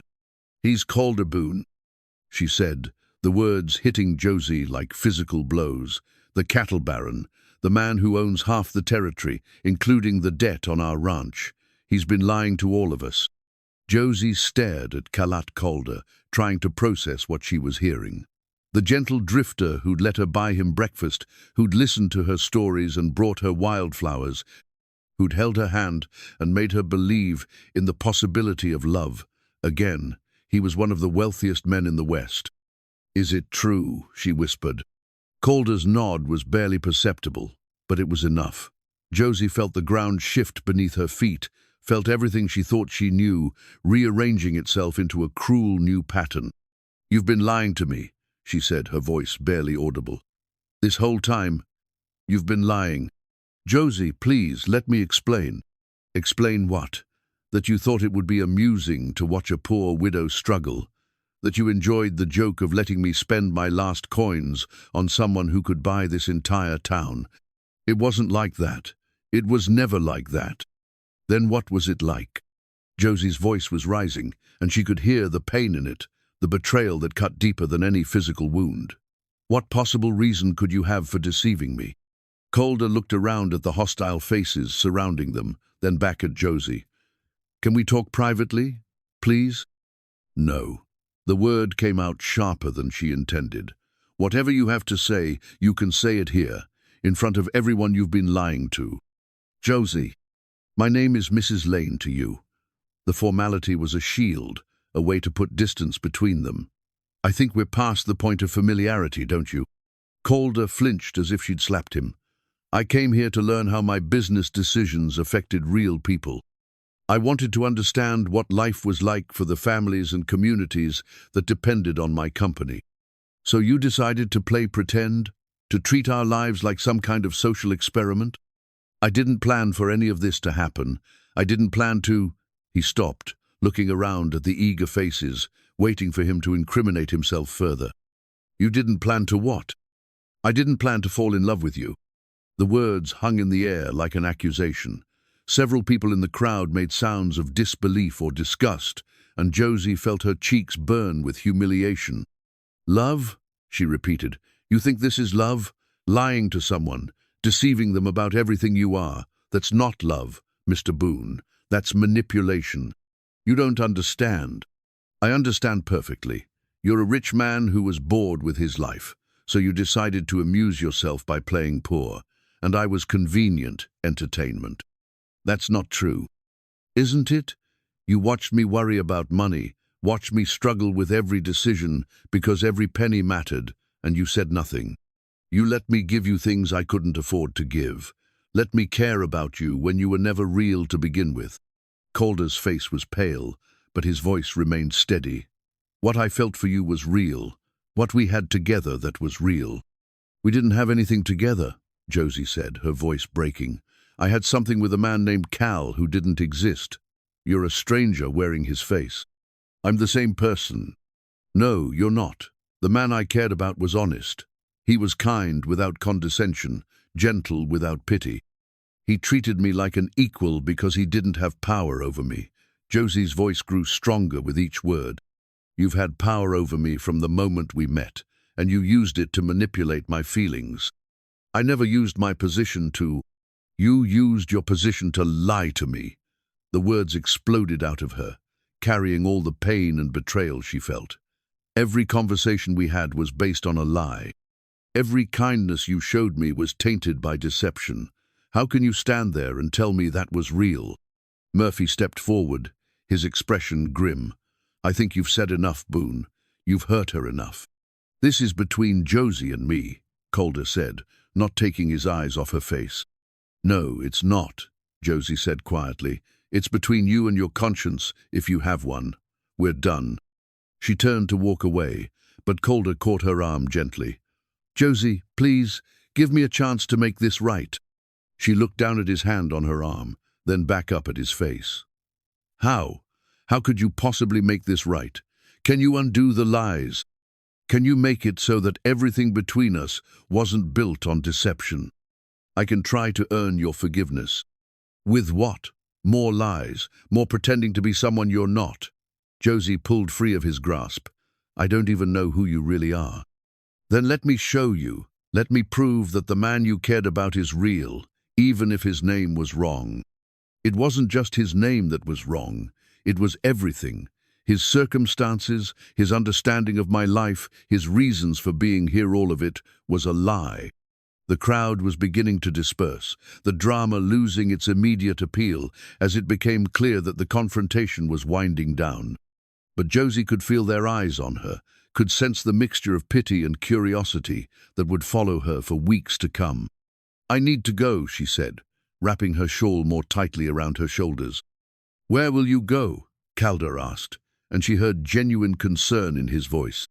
That's no longer your business. Josie, Mrs. Lane, please. Don't leave things like this. She turned back one last time, and he saw something in her eyes that made him step backward. It wasn't anger anymore, or even hurt. It was something worse, indifference. There is no this, Mr. Boone. There never was. Just a rich man's game and a poor woman's mistake. As she walked away, Calder felt something break inside him that he wasn't sure could ever be repaired. He'd known this moment would come eventually, had dreaded it, even as he'd hoped to find a way to avoid it. But he'd never imagined it would hurt this much, never understood that losing her would feel like losing the best part of himself. The remaining townspeople looked at him with expressions ranging from hostility to curiosity. He was no longer the mysterious drifter who'd charmed their most vulnerable citizen. He was Calder Boone, cattle baron, wielder of economic power that could make or break their community. What happens now? Mrs. Henderson asked, her voice tight with worry. To our ranch? To the foreclosure? Calder looked at her, seeing not just a woman worried about her home, but a representation of all the lives his business decisions affected. For the first time, the abstract concept of necessary business practices had faces, voices, stories. I'll look into it, he said quietly. Will you? Or is that just another lie to make yourself feel better? The accusation stung because it contained a grain of truth. How many times had he made vague promises to look into problems, knowing that his attention would be diverted by other concerns within days? I'll stop the foreclosure, he said more firmly. You have my word. The word of Calder Boone, Murphy said with bitter irony. Forgive us if we don't find that particularly reassuring. Calder nodded. understanding their skepticism. Then I'll put it in writing. Legal documents, filed with the county clerk. Whatever it takes to make you believe I'm serious. And what about the other ranches? The other families you're squeezing out? Someone called from the back of the remaining crowd. I'll review all of them. Every foreclosure, every debt collection. If there are injustices, I'll correct them. Just like that, years of squeezing every penny out of hard-working people, and now you'll fix it all because your feelings got hurt. Calder felt the weight of their collective resentment, and for the first time, he truly understood how his business practices had affected real people. The numbers on financial reports had faces now, stories, families torn apart by decisions made in distant boardrooms. I know I can't undo the harm that's already been done, he said, but I can try to do better going forward. Why should we trust you? Mrs. Henderson asked.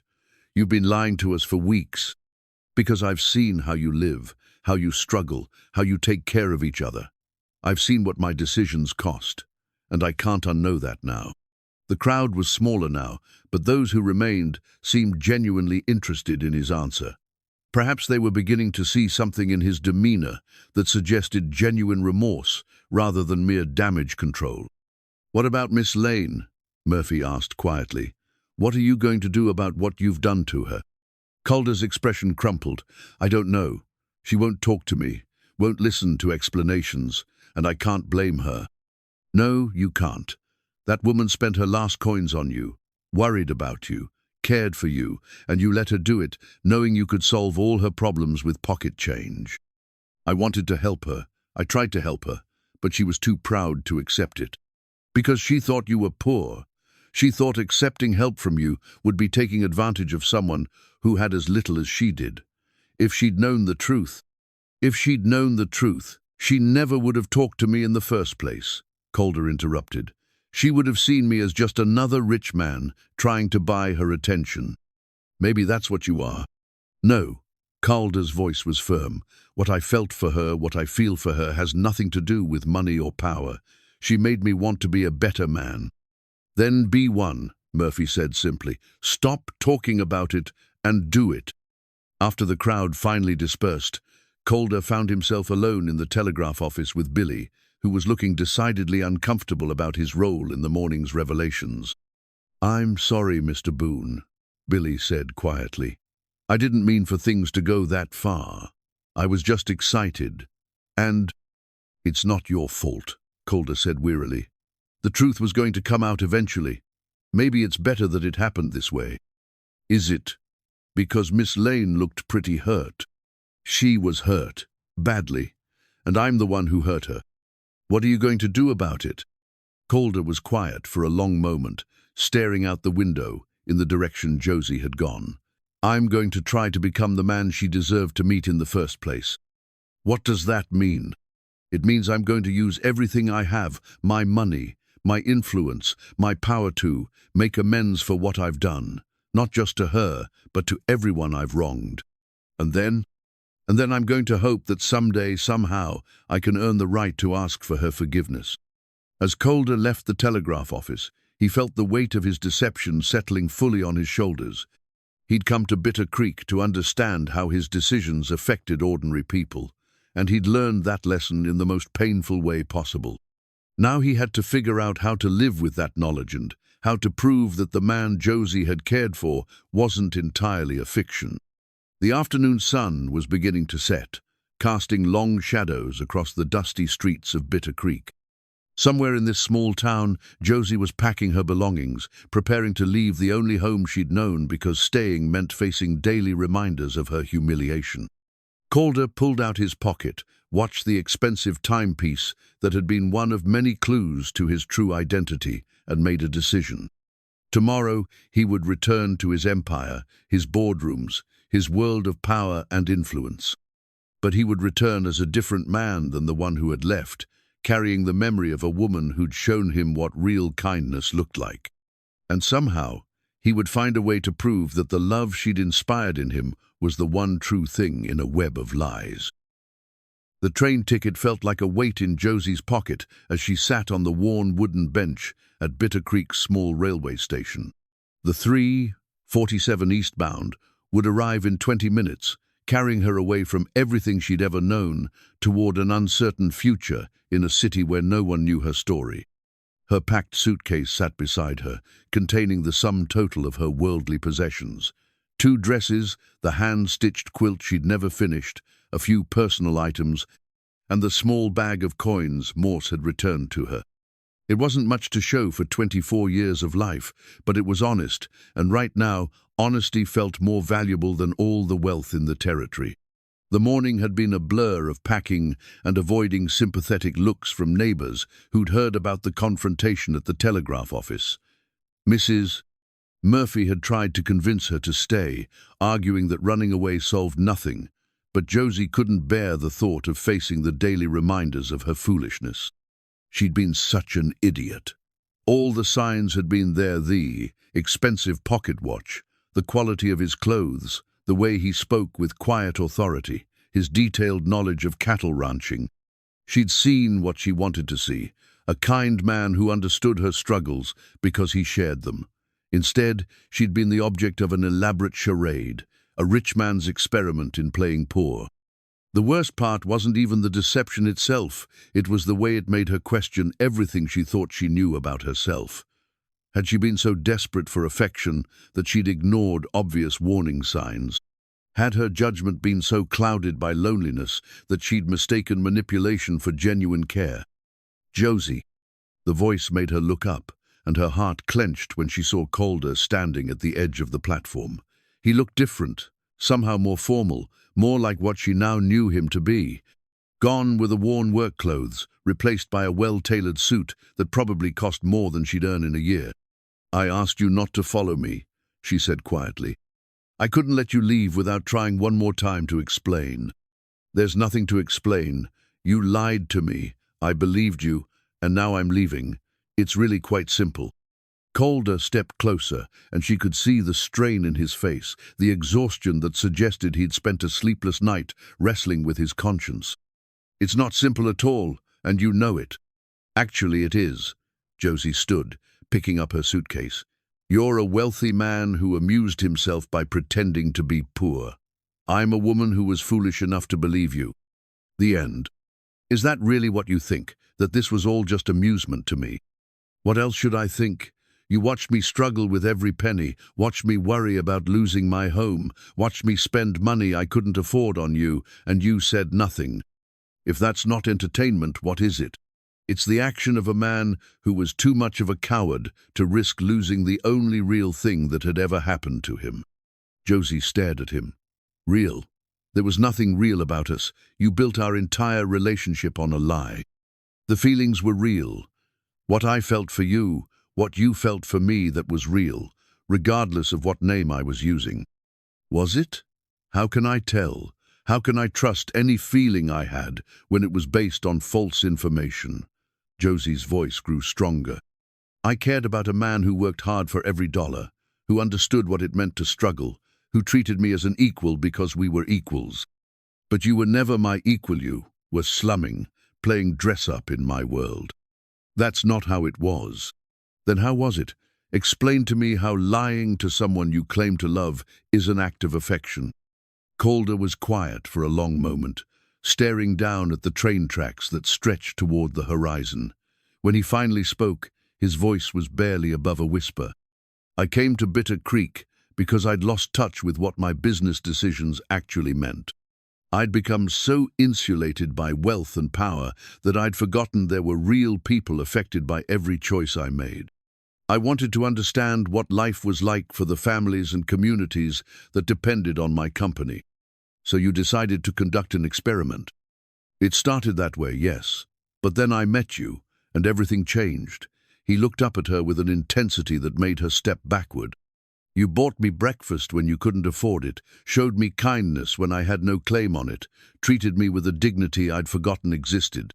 For the first time in my adult life, someone cared about me not because of what I could do for them, but just because I was a human being in need.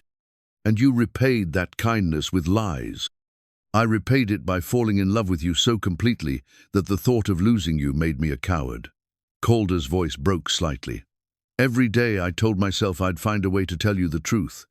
Every day I convinced myself I just needed a little more time to figure out how to do it without destroying what we had. What we had was already destroyed by your deception. You just didn't want to face that fact. You're right. I was selfish and cowardly, and I hurt you in ways I can never undo. But Josie, he stepped closer, his eyes pleading. The man who brought you wildflowers, who listened to your stories, who held your hand and made you smile, that man was real. He exists, he loves you desperately, and he's standing right here begging for the chance to prove it. Josie felt tears prick at her eyes, but she refused to let them fall. How? How could you possibly prove something like that now? Calder reached into his coat and pulled out a folded document. The Henderson Ranch I've cancelled the foreclosure. They own their land free and clear as of this morning. Good for them. The Martins, the Washingtons, the Kelly-Severy family facing foreclosure in this county. I've reviewed their cases and cancelled the proceedings where there was any question of fairness. That's very noble of you. It's not nobility. It's what I should have done years ago. What I would have done if I'd understood what those decisions meant to real people. The distant whistle of the approaching train cut through the afternoon air. Josie felt a surge of panic, not at the thought of leaving, but at the possibility that she might be swayed by Calder's words. I'm glad you've seen the error of your ways, she said formally, but that doesn't change what you did to me. No, it doesn't. But maybe it shows you that the man you cared about, the one who wanted to be better, who saw the world through your eyes and was changed by it, maybe he was real after all. The train was visible now, a dark speck against the horizon growing steadily larger.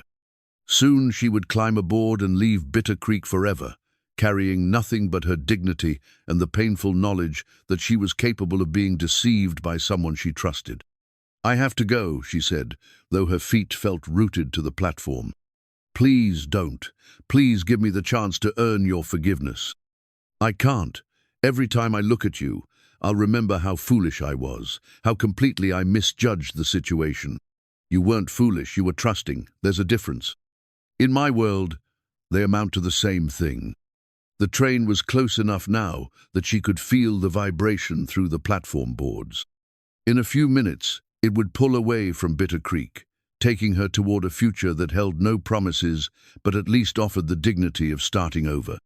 Josie, Calder said desperately, if you get on that train, I'll spend the rest of my life wondering what might have been if I'd been brave enough to tell you the truth from the beginning.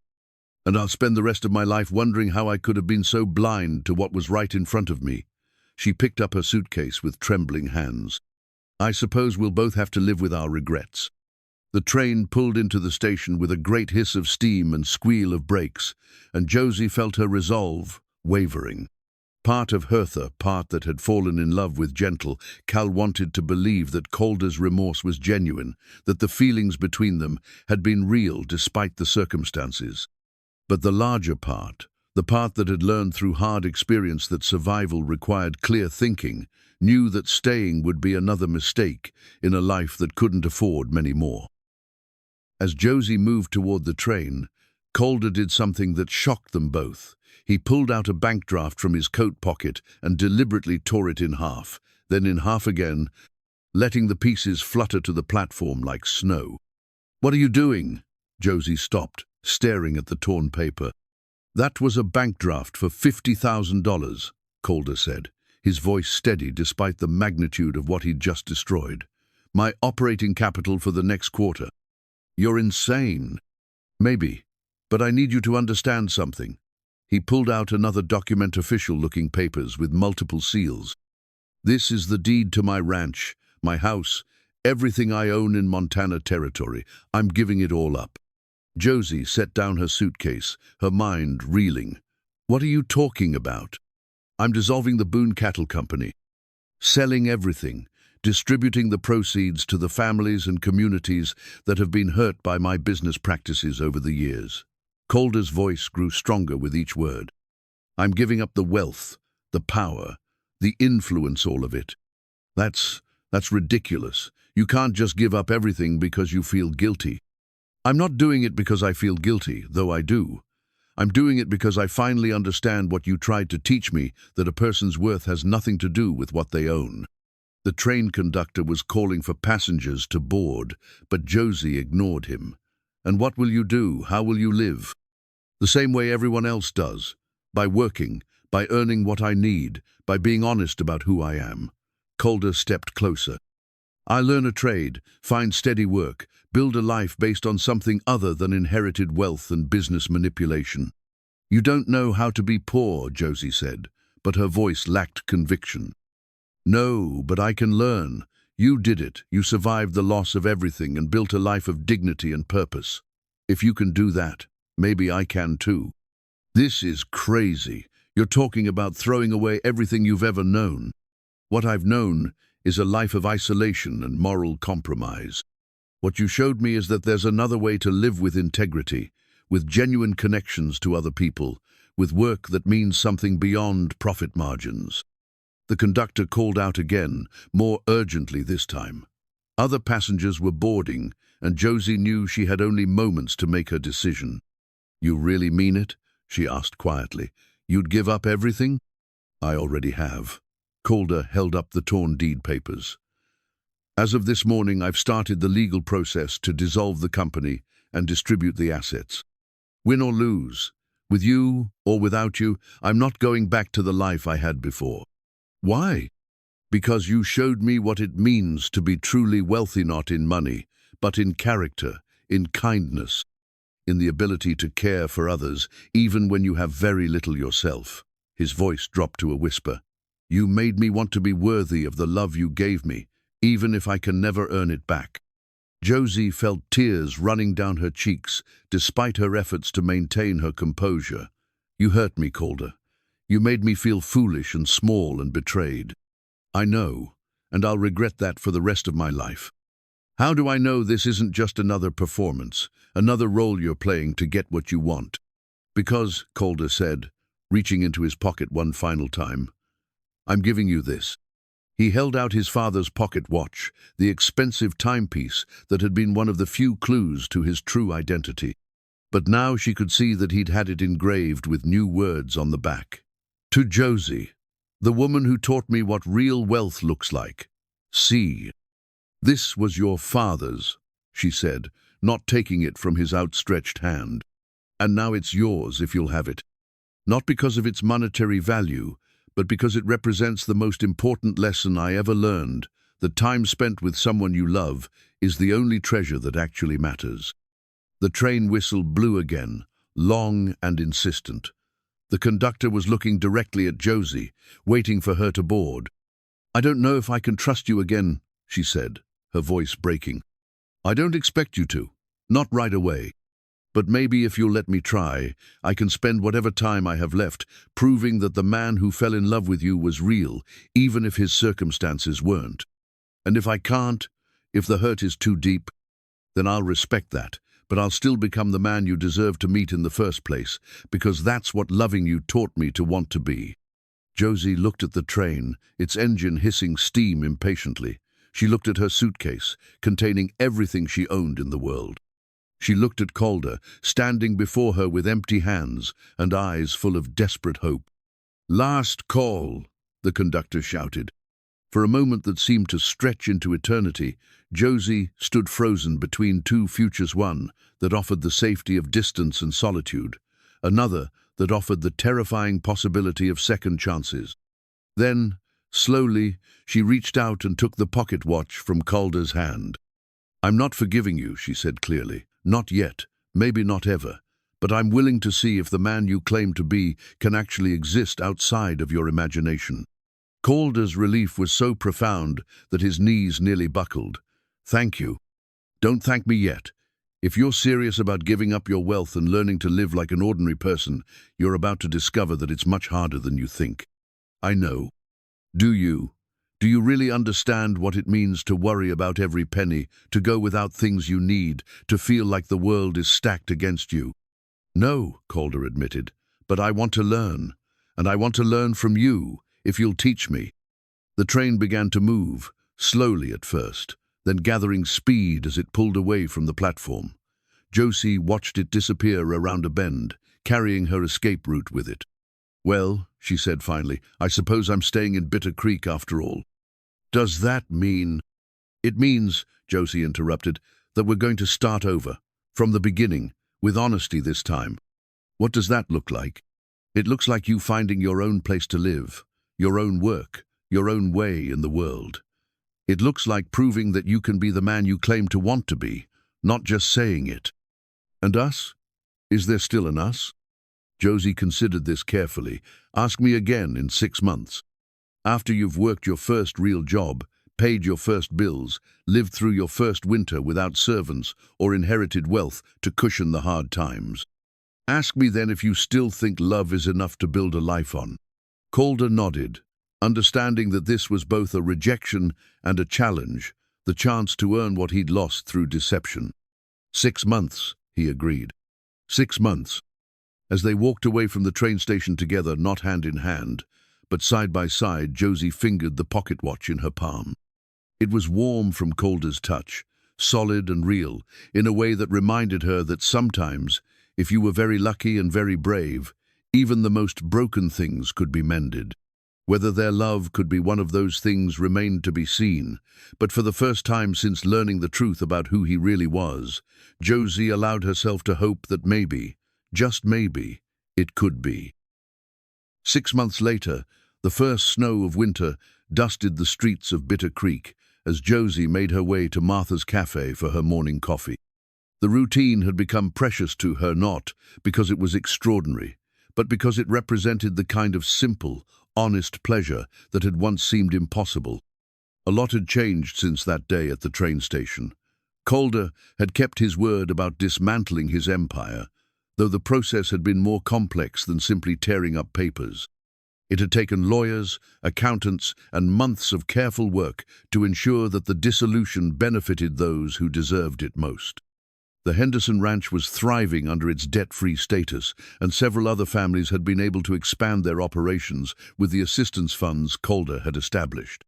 As for Calder himself, he'd taken a job at the lumber mill, working alongside men who'd initially viewed him with suspicion, but had gradually come to accept him as he proved his willingness to do honest work.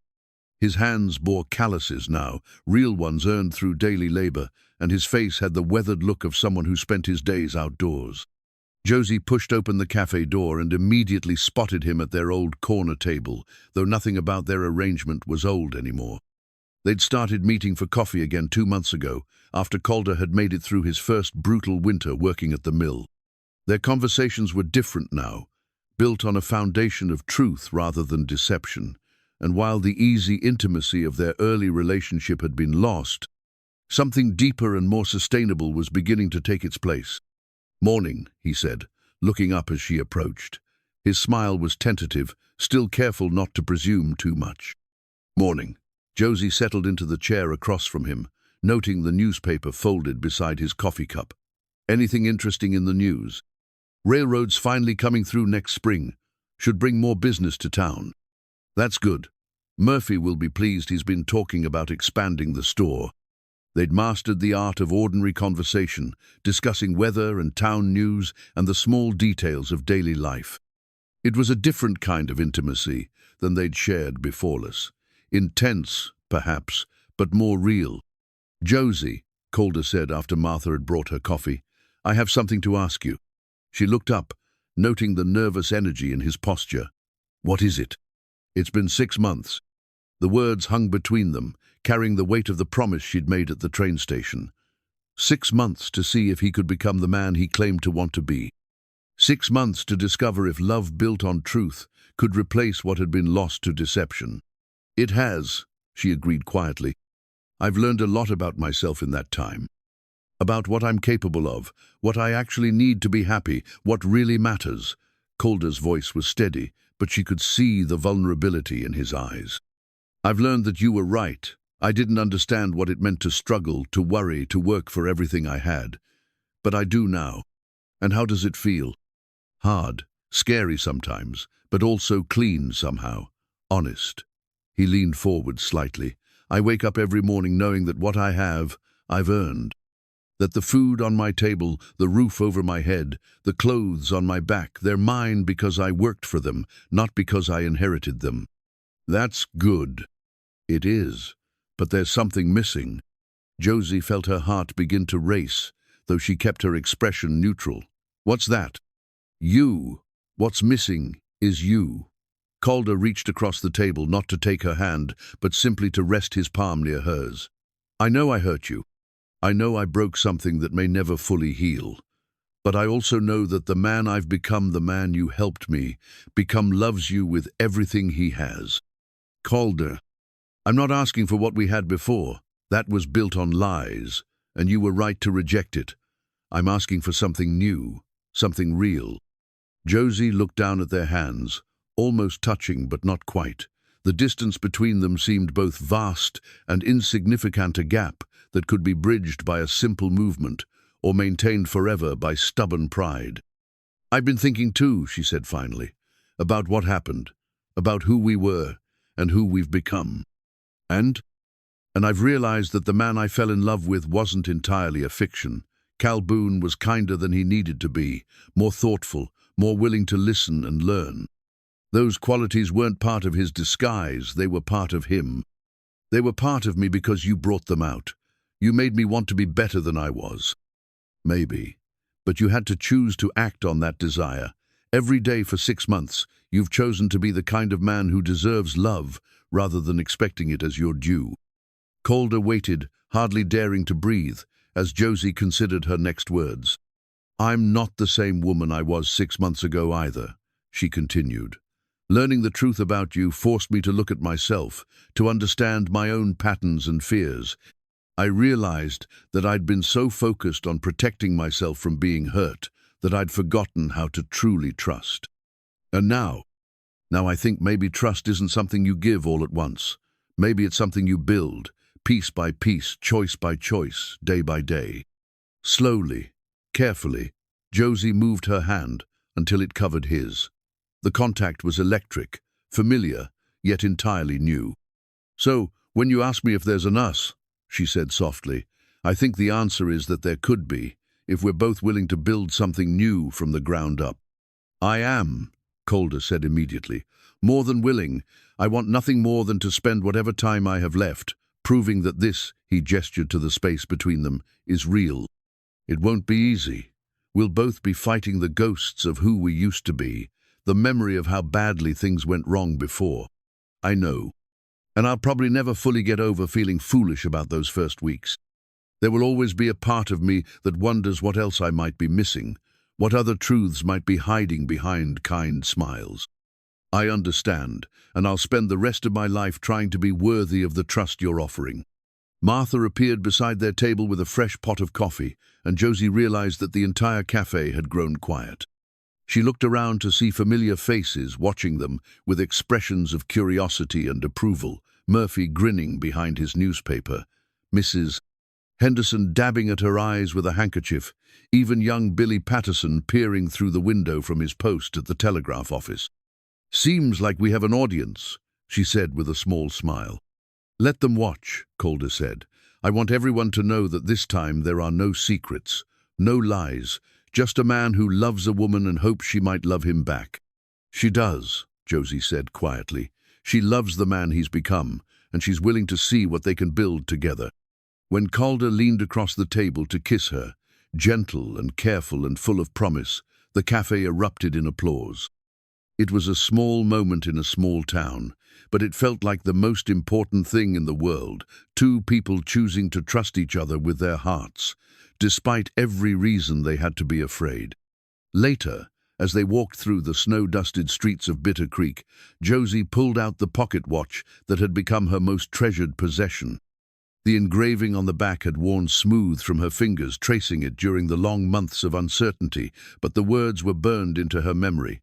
To Josie, the woman who taught me what real wealth looks like.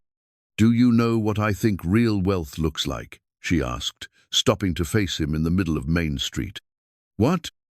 It looks like having someone who knows all your flaws and chooses to love you anyway. It looks like building something honest together, even when it's difficult.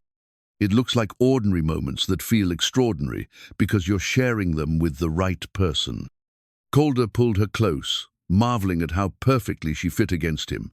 How right this felt, despite all the wrong turns that had brought them here. "In that case," he said, his breath visible in the cold air, "I'm the wealthiest man in the territory." "We both are," Josie agreed, and for the first time in longer than she could remember, she felt truly rich, not in money or possessions, but in the precious currency of love, freely given and genuinely earned. The snow continued to fall as they made their way home, two people who'd found their way back to each other through honesty, forgiveness, and the radical act of choosing love over fear. In the window of Martha's café, a new coffee cup sat waiting for tomorrow's morning ritual, not a symbol of charity or deception, but of the simple pleasure of sharing a quiet moment with someone who truly knew and loved you. Sometimes the smallest acts of kindness really do create the biggest changes in our lives. And sometimes, if we're very lucky and very brave, they create something that lasts forever.